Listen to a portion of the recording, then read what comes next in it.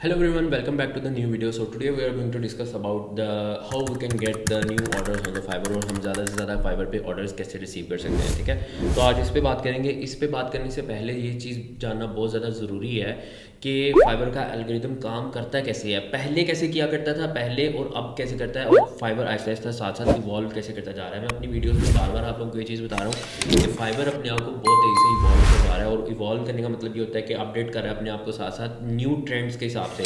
For example जिस तरह मैं पहले भी एक एग्जांपल दी थी कि अगर एक एक प्लेटफॉर्म के ऊपर उसके पास सिर्फ 1000 लोग आ रहे थे तो उसको मैनेज करना बड़ा इजी था।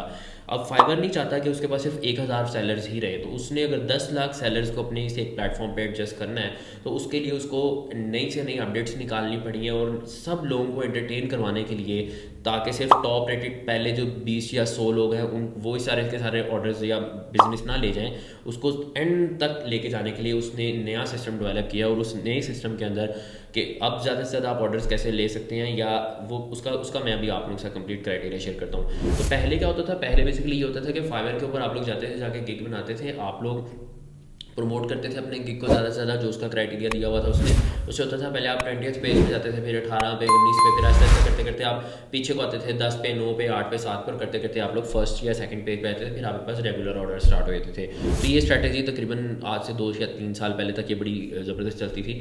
लोग प्रोफाइल बनाते थे, 2 महीने तक वेट करते थे, फिर उनके पास ज़्यादा से ज़्यादा ऑर्डर्स आना शुरू होते थे। उसमें ये होता था कि आपको रात को ऑनलाइन रहना पड़ता था, आपको कुछ अपने प्रीवियस क्लाइंट से ऑर्डर्स लेने पड़ते थे, और यही स्ट्रैटेजी चल रही थी। लेकिन अब सिनारियो काफ़ी चेंज हो चुका है। अब फाइवर क्या कर रहा है कि फॉर एग्जांपल एक जितनी उसके पास टोटल सेलर्स की ऑडियंस बैठी हुई है, वो बायर्स को 3 हिस्सों में डिवाइड करता है। I am just giving you an example with the 3 categories, probably इससे भी ज़्यादा कैटेगरीज हो। टोटल ट्रैफिक है फॉर एग्जांपल 100 लोगों की, तो 33 लोग वो क्या करता है, वो प्रोमोटेड गिग्स के उनको दे देता है, जिन लोगों ने प्रमोशन एक्टिव की हुई है, जो जिन लोगों ने एड्स के लिए उनको पे करा है, तो वो 33% जो ट्रैफिक है उधर भेजता है। अब बाकी जो 33% बचती है वो जेनेरिकली भेजता है। फॉर एग्जांपल जिस तरह से पहले होता था कि जो फर्स्ट पेज पे जाएगा सर्च में, सेकंड पे, थर्ड पे, उनकी तरफ वो 33% भेजता है, और जो लास्ट में 33% बचती है वो अपने प्रो कैटेगरी के जो उसके सेलर्स हैं उनको देता है। जिस तरह फाइवर प्रो है, फाइवर एजेंसी, और बहुत सारी इस तरह की वो चीज़ें निकाल रहे हैं जिसमें फाइवर चॉइस आता है, वो अपने बैजेस देता है और वो अपनी ट्रैफिक उधर भेजता है। प्लस इसके अंदर फाइवर ने एक नई चीज़ क्या की है, अब फाइवर ने सजेशन क्राइटेरिया दे दिया। पहले ही होता था कि फॉर एग्जांपल आप वीडियो एडिटर हैं पॉडकास्ट सीरीज़ के लिए, और आप वीडियो एडिटर हैं, दूसरी तरफ वीडियो एडिटर 10 बैठे हुए हैं जो कि जेनेरिक वेडिंग शूट्स करते हैं या उसका एडिट करते हैं या यूट्यूब ऑटोमेशन का काम करते हैं। और फॉर एग्जांपल आपका बायर आया, उसने आगे यूट्यूब पॉडकास्ट के लिए उसने एडिटिंग करनी, तो फाइवर ने नियो निकाला हुआ, वो आपसे सजेशन लेता है, सजेशन के साथ ही आपको बताता है कि आपको अगर पॉडकास्ट चाहिए तो वो खुद से उसको सजेस्ट कर देता है 3 फ्रीलांसर्स कि भाई इनमें से हायर कर लो, these are very directly related to your niche. तो वहाँ पे उसको उसके लिए आसानी कर दी उसने बायर के लिए, कि वो आता है राइट अवे उसके गिग पे क्लिक करता है और वहाँ से उसको हायर कर लेता है, ठीक है।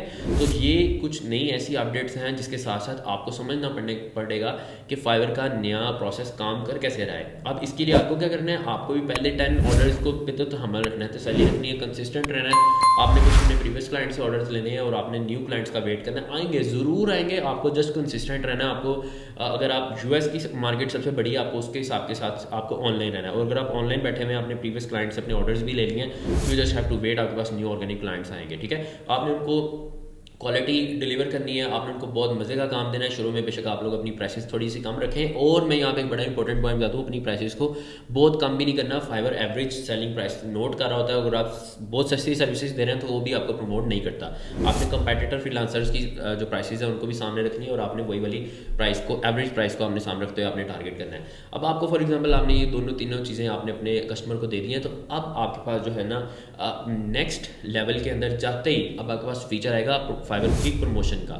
अब वहाँ पे आपके पास स्ट्रेटजीज आ रही हैं कि अब आप उस पूल में आ गए हो कि अब आपको फाइवर हर एक को नहीं देता, लेकिन ये कि ऑप्शन आ जाता है राइट अवे कि आपके पास आप गिग प्रमोशन भी करवा सकते हैं। अब अगर आपका सिलेक्ट हो गया गिग प्रमोशन सिलेक्ट कैटेगरी के लिए, तब आपने ये चीज़ एनालाइज करनी है बैठ के कि फॉर एग्जांपल आपके पास ऑर्गेनिक ऑर्डर्स की रेशियो क्या है। अगर फॉर एग्जांपल आपके पास 10 ऑर्डर आ रहे हैं महीने के अंदर, तो I think this is good. आपको उसके साथ ही रहना है, और आपने रीसेलिंग करनी है, आपने उन एग्जिस्टिंग क्लाइंट्स को आपने अपसेल करना है, अपने एग्जिस्टिंग क्लाइंट्स को आपने उन्हीं को रोटेट कराना है, उनसे रेफरल्स मांगने हैं, और आपने गिग प्रमोशन की तरफ नहीं जाना। क्योंकि गिग प्रमोशन जब आप फीचर ले लोगे तो राइट अवे फाइवर आपकी ऑर्गेनिक रीच खत्म कर देगा और आपको पेड रीच देना शुरू कर देगा। अगर उस सूरत में फॉर एग्जांपल आप फ़ायदा तो बहुत है, पेड रीच का भी बहुत ज़्यादा फ़ायदा है, आपको थोड़े से डॉलर्स लगा के आपको कस्टमर आ रहा होगा, आपकी टेंशन सारी खत्म। लेकिन जिस दिन आपका गिग अनक्वालिफाइड हो गया उस दिन आपके पास से ऑर्गेनिक रीच 100% चली जाएगी और आपका जो अकाउंट था, जो पहले रैंक था, अब आपको डी रैंक मिलेगा। सो इसका एक नेगेटिव इम्पैक्ट ये है। सो इसलिए आपको अपनी नीश के लिहाज से, अपने बिजनेस के लिहाज से डिफरेंट सिनारियोज में डिफरेंट तरह से प्ले करना होता है। फॉर एग्जांपल अगर मैं अपनी बात करूं, हम प्रोडक्ट डिज़ाइन एंड डेवलपमेंट का काम करते हैं, हमारे लिए एक क्लाइंट भी बड़ा क्लाइंट है।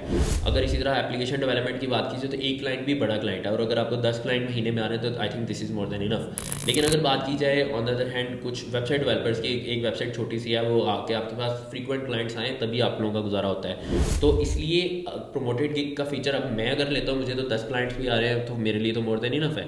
लेकिन अगर आप वेबसाइट डेवलपर हैं, आपने छोटी वेबसाइट बनानी है और बार बार बनानी है, तो आप वो वाला फीचर लेते हो और कुछ टाइम के लिए तो आपको बहुत मजा आएगा, लेकिन राइट अवे जब वो फीचर चला जाएगा तो फिर आप लोगों के लिए प्रॉब्लम है। तो इसलिए आप लोगों के लिए ये सजेशन है, आप ऑर्गेनिकली ही जो मैक्सिमम रीच करवाएं और उस फेज़ में जाके आप लोग ये वाला फीचर ना यूज़ करें। सो इस तरह की सही नई जो अपडेट्स आ रही हैं, उनके इम्पैक्ट्स क्या होंगे, उनके प्रॉब्लम्स क्या होंगे, और नई अपडेट को आपने कैसे यूज़ करना है, कैसे बेनिफिशियल आपके लिए रहेंगी, मैं अगली वीडियोस में आप लोगों के साथ शेयर करता जाऊँगा। अगर आप लोगों के पास कोई क्वेश्चन है, कोई प्रॉब्लम है जिससे आप लोग गुजरे हैं, नई अपडेट का आपके पास कोई इशू है, आप कमेंट सेक्शन में ज़रूर बताएं, मैं उसके ऊपर वीडियो बनाऊँगा। और आई ट्राई माई बेस्ट कि मैं विद इन अ वीक आप लोगों के लिए ये कंप्लीट पूल ऑफ सीरीज़ जो है, जिसके अंदर हम लोग अपनी न्यू अपडेट्स के ऊपर डिस्कशन कर रहे हैं, एनालिसिस कर रहे हैं, वो आप लोगों के साथ शेयर करूँगा। So see you guys in the next video, bye bye.